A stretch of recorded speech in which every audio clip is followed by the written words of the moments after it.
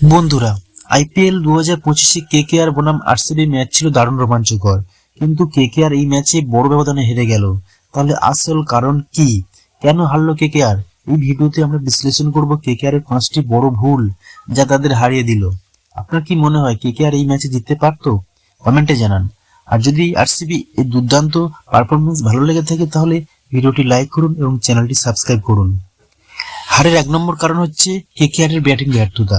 KKR এর ব্যাটসম্যানরা ভালো শুরুর পরও ইনিংস ধরে রাখতে ব্যর্থ হয়েছে। বিশেষ করে টপ অর্ডার দ্রুত উইকেট হারিয়েছে, যা পুরো ইনিংসকে চাপে ফেলে দেয়।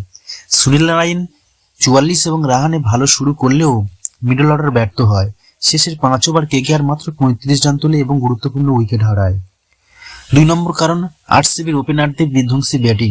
আরসিবির 2 ওপেনার ফিল সল্ট এবং বিরাট কোহলি শুরু থেকেই আক্রমণাত্মক ব্যাটিং করেন। তারা কেকেআর স্পিনারদের কোনো সুযোগই দেয়নি। পাওয়ার প্লেতে আরসিবি তোলে 80+ রান, যেখানে কেকেআর উইকেট নিতে পারেনি। কোহলি এবং সল্টের 95 রানের পার্টনারশিপ ম্যাচ একতরফা করে দেয়। 3 নম্বর কারণ কেকেআর স্পিনারদের ব্যর্থতা। কেকেআর সবসময় তাদের স্পিন অ্যাটাকের জন্য পরিচিত, কিন্তু এই ম্যাচে বরুণ চক্রবর্তী ও সুনীল নারায়ণ বিশেষ কিছু করতে পারেনি। বরুণ চক্রবর্তী 4 ওভারে 40 রান দেন, কোনো উইকেট নিতে পারেনি। সুনীল নারায়ণ আরসিবির ব্যাটসম্যানদের চাপে রাখতে ব্যর্থ হয়। 4 নম্বর কারণ মিডল অর্ডারের ব্যর্থতা। কেকেআর এর মিডল অর্ডার একেবারেই ব্যর্থ হয়েছে। বিশেষ করে দল যখন 2-3টি উইকেট পড়ে যায় তখন কেউ ম্যাচ বাঁচাতে পারেনি। বিরাট মুহূর্তে রিঙ্কু সিং এবং আন্দ্রে রাসেল রান করতে ব্যর্থ হন।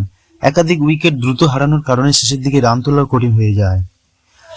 5 নম্বর কারণ ভুল স্ট্র্যাটেজি এবং ক্যাপ্টেন্সি। আজিঙ্ক্য রাহানে কেকেআর এর অধিনায়কত্ব করলেও কিছু ভুল সিদ্ধান্ত ম্যাচে গতিপথ পাল্টে দেয়। কিছু বোলারদের বেশি ওভার দেওয়া হয়েছিল যেখানে অন্য অপশন ছিল। আরসিবি ব্যাটসম্যানদের বিপক্ষে ভুল ফিল্ডিং সেটআপ ছিল, যার কারণে সহজে রান নিতে পেরেছে। বন্ধুরা, এই ছিল কেকেআর এর 5টি বড় ভুল যা তাদের আরসিবির বিপক্ষে হারিয়ে দিল। আপনার মতে কেকেআর এর সবচেয়ে বড় ভুল কোনটি ছিল? কমেন্টে জানান। আর এমনই বিশ্লেষণী ভিডিও পেতে চ্যানেলটি সাবস্ক্রাইব করুন, ভিডিওটি লাইক করুন এবং বন্ধুদের সাথে